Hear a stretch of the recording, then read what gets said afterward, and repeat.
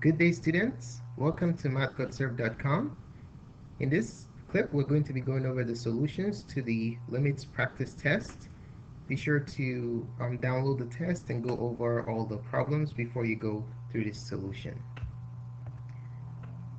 Do not forget to visit our website at math.serve.com under AP Calculus to gain access to a wide variety of tutorials to prepare you for the AP exam.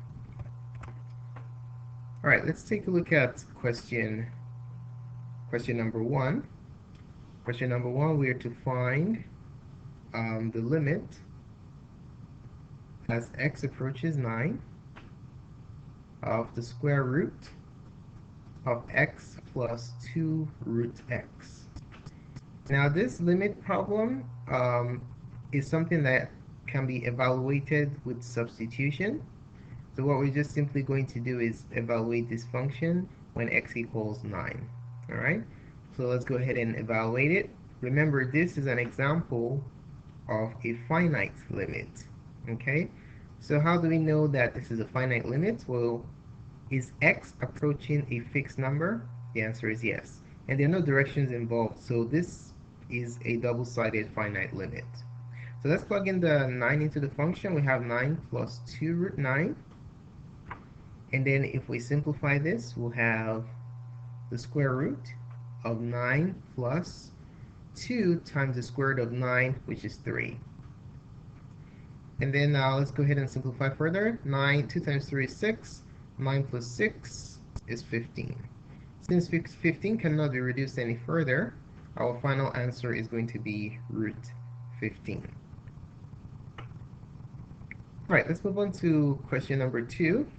So for problem 2, we have to find the limit as x approaches negative 3 of 9 divided by x plus 3 over x plus 3. Now, if you take a look at this limit, it's a finite limit, of course, but when you substitute negative 3 into the denominator, what happens is that the denominator becomes 0. So there is some kind of discontinuity happening at that point. The question is, when x is negative 3, do we have an infinite discontinuity or a removable discontinuity? If it is a removable discontinuity, then we'll know that the limit does exist. If it is an infinite discontinuity, the question is it going to negative infinity from or positive infinity from the left or right? So if you have a vertical asymptote or an infinite discontinuity here, you have to evaluate the left and the right hand limits to ensure that they're both tending towards the same infinite value in order for the limit to exist.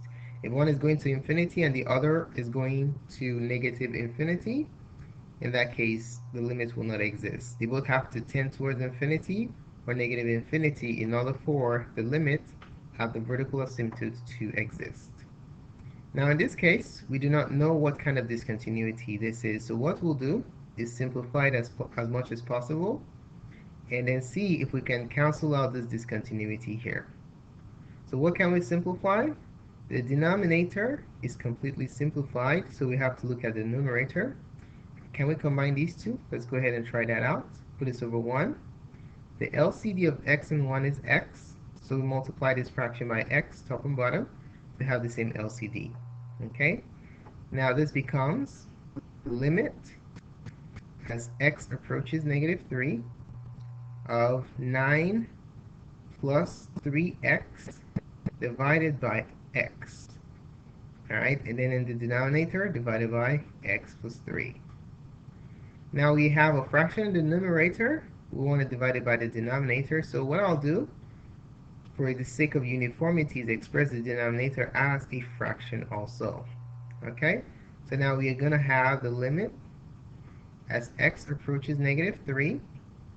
Of the numerator, I can rewrite it in standard form and also factor out the 3. So we have 3 times x plus 3 over x. So I switch these around using the commutative property of addition. That's 3x plus 9. And then I factored out to 3. So we have 3 times the quantity x plus 3, the same thing as 9 plus 3x over x.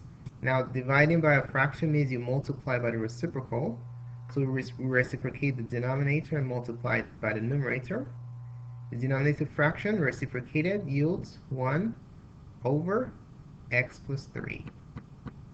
Now what do you notice here? You notice that this discontinuity x plus 3 is in fact removable. How do I know? Because you can cancel them out. X goes there 1, x plus 3 goes there 1. Alright? So we are going to be left with the limit as x approaches negative 3 of 3 divided by x. Now we are free to evaluate this limit by substitution because it does not result in a zero expression in the denominator. Alright, so let's go ahead and evaluate that. We're going to have 3 over negative 3 by direct substitution, and that yields negative 1. So that's the result of our limit. Alright, let's take a look at problem number 3. For problem 3, we have to find the limit as x approaches 4 from the left of the expression 4 minus x divided by the absolute value of x minus 4. Now this is a finite directional limit or one-sided limit. In this case, we are approaching 4 from the left because of this negative right here. Alright? So let's go ahead and rewrite this expression in such a way that it will enable us to evaluate this limit. So I'm going to have the limit as x approaches 4 from the left. Let's switch this around and put it in standard form. If I switch this around, I'm going to have negative parenthesis x minus 4 divided by plus or minus x minus 4. Remember, subtraction does not commute. Alright? It commutes with its opposite, so you can't just switch the order of subtraction. When you switch the order, as I did here, you must introduce this negative to compensate for the sign change. So negative quantity x minus 4 is the same thing as 4 minus x. Okay? And then the denominator, by definition of absolute value of x minus 4 is plus or minus parenthesis x minus 4. X minus 4 units to the left and to the right of whatever point you're looking at. Okay? Now, since we are approaching 4 from the left side, the value that gives the absolute value of x minus 4 is going to attain a negative value.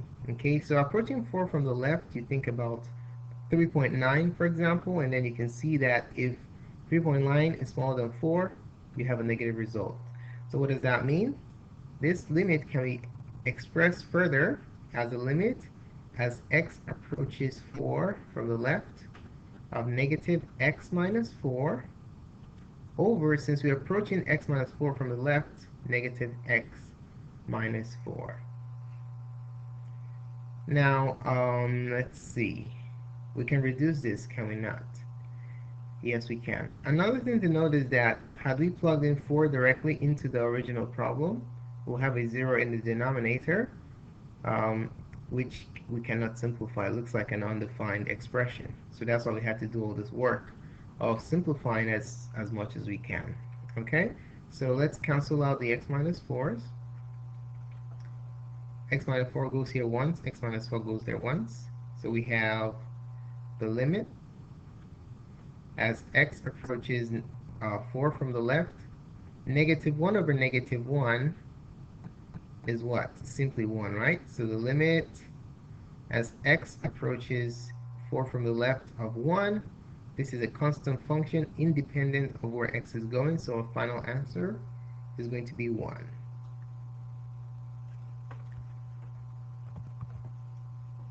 Alright, let's take a look at question number 4. So for question 4, we want to evaluate the limit as x approaches 0 of the square root of x plus 3 minus the square root of 3, that entire expression divided by x. Now we can clearly see that by direct substitution we will have a 0 in the denominator, so it looks like we have a discontinuity there. So is it removable or infinite? An infinite discontinuity.